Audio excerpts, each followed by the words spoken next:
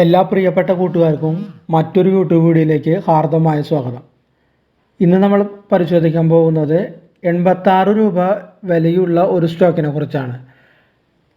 ആ സ്റ്റോക്കിൻ്റെ പേരാണ് ട്രാക്സൺ ടെക്നോളജീസ് ലിമിറ്റഡ്. 86 രൂപയുടെ അതിൻ്റെ വില. സ്പെല്ലിംഗ് ഒന്ന് നോട്ട് ചോദിച്ചോളൂ. TRACXN technologies limited. നമുക്കതിൻ്റെ ഗ്രാഫ് ഡീറ്റെയിൽ എന്ന് പോവാം.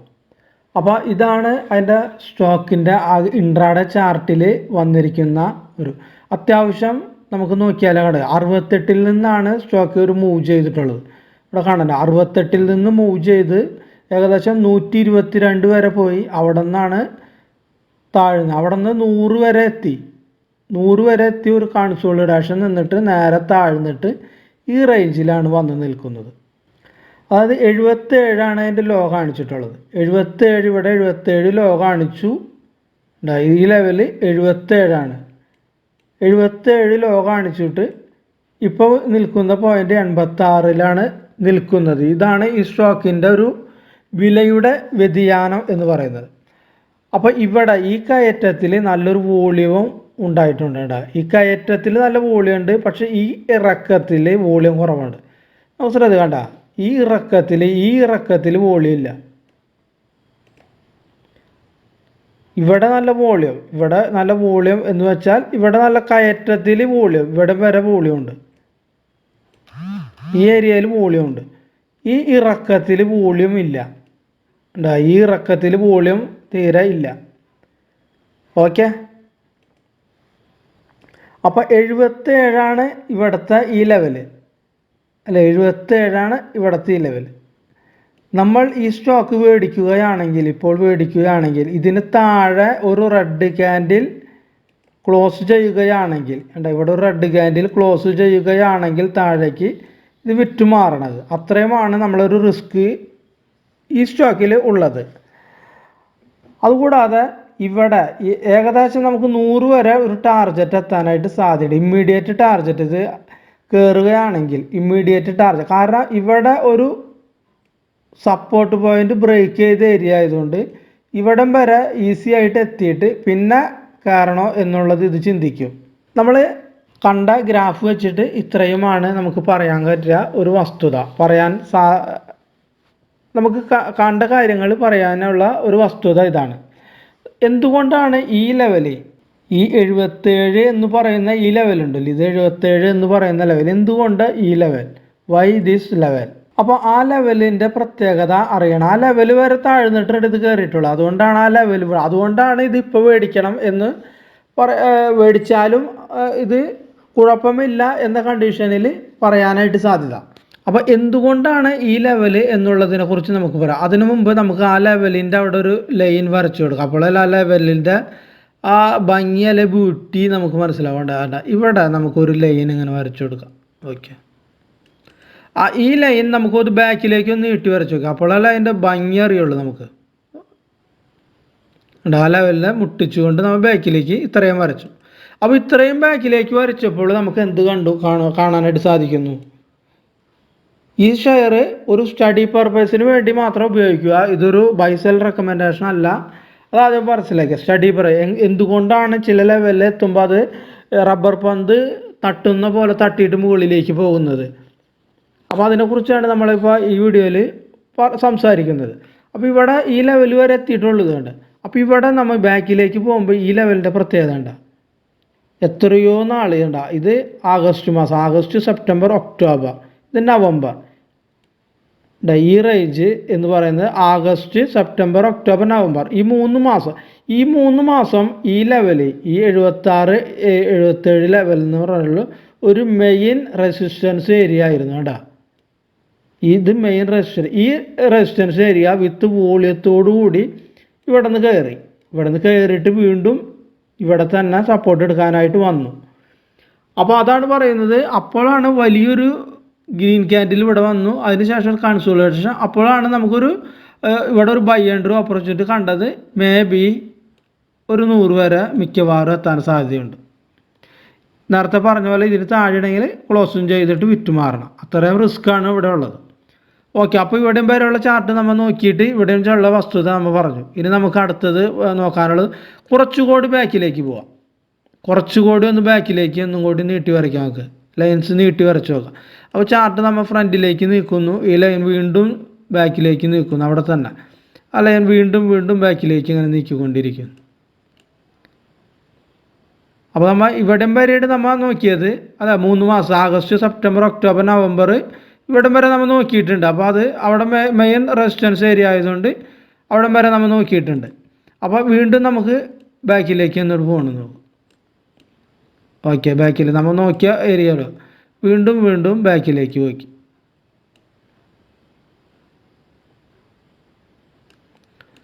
ഓക്കെ, ബാക്കിലേക്ക് പോയി. അപ്പോൾ ഇത്രയുമാണ് ബാക്കിലേക്ക്. അപ്പോൾ ഇവിടെ നമ്മൾ എന്താണ് കാണുന്നത്, ചാർട്ട് ചെറുതാക്കി നോക്കാം. ഫുള്ള് കിട്ടുന്ന ഏരിയയിൽ ഓക്കെ ശരി, ഇപ്പോൾ ഫുള്ള് കിട്ടി. ഫുള്ള് നമുക്ക് കാണാനായിട്ട് സാധിക്കുന്നുണ്ട് ചാർട്ട്. അപ്പോൾ ഇവിടെ നമുക്ക് നോക്കിയാൽ എന്താണ് കാണാൻ സാധിക്കുന്നത്, ഇവിടെ നമ്മൾ പറഞ്ഞു കഴിഞ്ഞു 3 മാസമായിട്ട് മേജർ റെസിസ്റ്റൻസ്. ഇവിടെ നോക്കിയാൽ ഇവിടെ നോക്കിയാൽ ഇവിടെ ഒരു റെസിസ്റ്റൻസ് ഉണ്ടായിരുന്നു അല്ലേ, ഇവിടെ ഒരു റെസിസ്റ്റൻസ് ഉണ്ടായിരുന്നു. ആ റെസിസ്റ്റൻസ് ആണ് ഇവിടെ വിത്ത് വലിയ ക്യാൻഡിലായിട്ട് കയറിപ്പോയത്.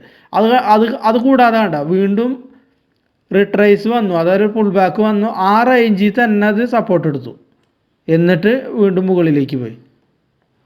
ഇവിടെ നോക്കിയാൽ ഇവിടെ മുകളിലേക്ക് പോയി. അതുകൂടാതെ ഇവിടെ കണ്ട സപ്പോർട്ട് എടുത്തു, ഈ ലൈൻ തന്നെ. ഇവിടെയും ഈ ഏരിയയിൽ തന്നെ സപ്പോർട്ട് എടുത്തു.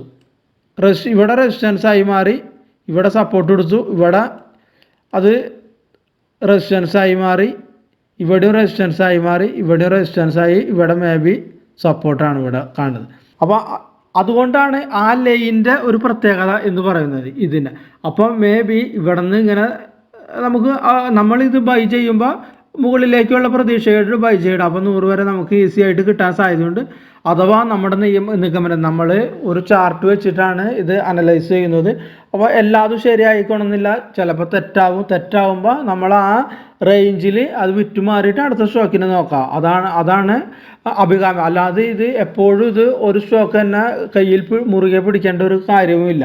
അപ്പോൾ ഇതിൽ ഇപ്പോൾ 76 ആണ് നമ്മളെ ഈ ഏരിയ എന്ന് പറയുന്നത്, 77, 76 അതിലാണ് നമ്മൾ സ്റ്റോപ്പ് ലോസ് പോയിന്റ് ഇടേണ്ടത്, SL വെക്കേണ്ടത്, അതായത് മെയിൻ സപ്പോർട്ട് ആയതുകൊണ്ട്. അപ്പോൾ ഒരു 10 പോയിൻ്റാണ് ഇതിൽ റിസ്ക് എടുക്കുന്നത് നമ്മൾ. അപ്പോൾ 100 വരെ എത്തുമ്പോൾ ഒരു 14 പോയിൻ്റ് നമുക്കൊരു പ്രോഫിറ്റിനും സാധ്യതയുണ്ട്, 10 പോയിൻ്റ് റിസ്ക്കും ഉണ്ട്. അപ്പോൾ ഇത്രയുമാണ് ഈ സ്റ്റോക്കിൽ നമ്മൾ ഇപ്പോൾ ചാർട്ട് വെച്ചിട്ട് കണ്ട ഒരു വ്യൂ പോയിൻ്റ്. അപ്പോൾ ഇത് എല്ലാവരും വാച്ച് ചെയ്യുക. ഈ സ്റ്റോക്ക് മേടിക്കുന്നതിന് മുമ്പ് നിങ്ങളുടെ ഫിനാൻഷ്യൽ അഡ്വൈസറുമായിട്ടോ അല്ലെങ്കിൽ നിങ്ങൾ സ്വയം ഒരു അനലൈസേഷൻ നടത്തിയതിന് ശേഷം മാത്രമേ ഇത് മേടിക്കുക. ഇനി നമുക്ക് മറ്റൊരു രസകരമായ മറ്റു ചില പോയിൻറ്റ്സുകൾ നോക്കാം. ആ പോയിൻറ്റ്സ് കഴിഞ്ഞു പോയ പോയിൻറ്റ്സാണ്, പക്ഷേ അത് നമുക്ക് അത് ഒരു സ്റ്റഡി പർപ്പസിന് വേണ്ടി ഉപയോഗിക്കാം. അപ്പോൾ അതിലേക്ക് പോകാം. ഇപ്പം നിലവിലുള്ള ഏരിയ എന്ന് പറയുന്നത് ഇതാണ്, അതുകൊണ്ടാണ് ഇതിങ്ങനെ വരച്ചത്. ഇനി അടുത്ത പോയിൻറ്റ്സ് നമുക്ക് നോക്കാം, അടുത്തത് ലൈൻസ് എങ്ങനെയാണെന്നുള്ളത്.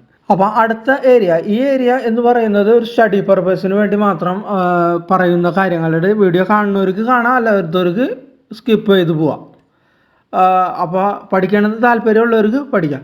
അപ്പോൾ ഇവിടെ നമ്മൾ നോക്കിയാൽ നമുക്ക് എന്താണ് കാണുന്നത്, വലിയൊരു വലിയൊരു റെഡ് ക്യാൻഡിൽ വന്നു, ഒരു ചെറിയൊരു കൺസോളിഡേഷൻ കണ്ട, ഒരു കൺസോളിഡേഷനാണ് ഇവിടെ വന്നിട്ടുള്ളത് അല്ല, കുറച്ച് നാളുകൾ. അതിനുശേഷം ആ ഏരിയ, അതായത് ഈ ഏരിയ ബ്രേക്ക് ചെയ്തു കണ്ട, ഇവിടുത്തെ ഒരു ക്യാൻഡിൽ ഇവിടുത്തെ ലോ ഇത് ബ്രേക്ക് ചെയ്തു. അപ്പോൾ അത് ബ്രേക്ക് ചെയ്ത ആ ഏരിയ അവിടെ എന്തുകൊണ്ടാണ് അവിടെ കുറച്ച് നേരം നിന്നത് ഇത്. അപ്പോൾ അവിടെ നമുക്ക് ഇതുപോലെ ഒരു ലൈൻ വരച്ചു നോക്കാം. അതാണ് പറയുന്നത് എപ്പോഴും technical analysis art, technical analysis science എന്ന് പറയുന്നത്.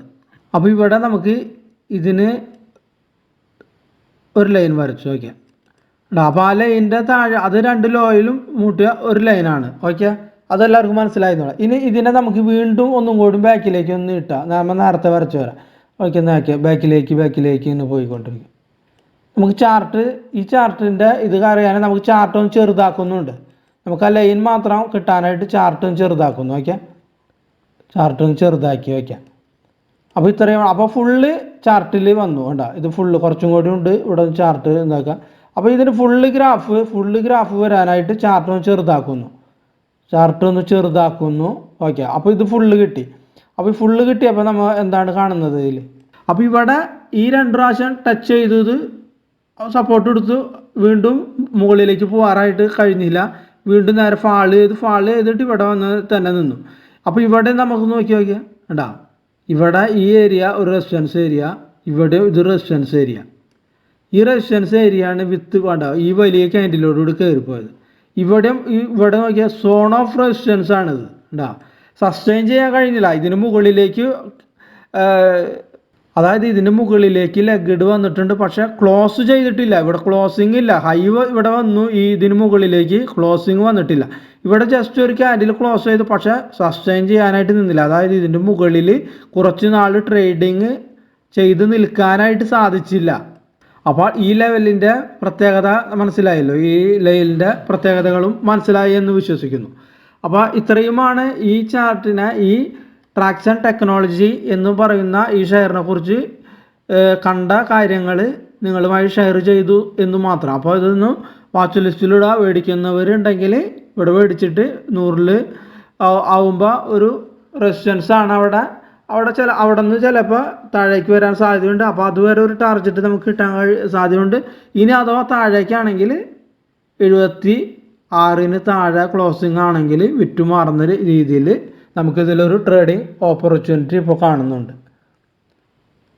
അപ്പോൾ ഇത്രയുമാണ് ഈ ഷെയറിനെ കുറിച്ച് പറയാനുള്ള കാര്യങ്ങൾ. അപ്പോൾ വീഡിയോ കണ്ട സന്മനസ്സുള്ള എല്ലാവർക്കും നല്ലത് വരട്ടെ എന്ന് പ്രാർത്ഥിക്കുന്നു. അപ്പോൾ എല്ലാവർക്കും ബൈ. അടുത്ത വീഡിയോ കാണുന്നവരെ നന്ദി, നമസ്കാരം.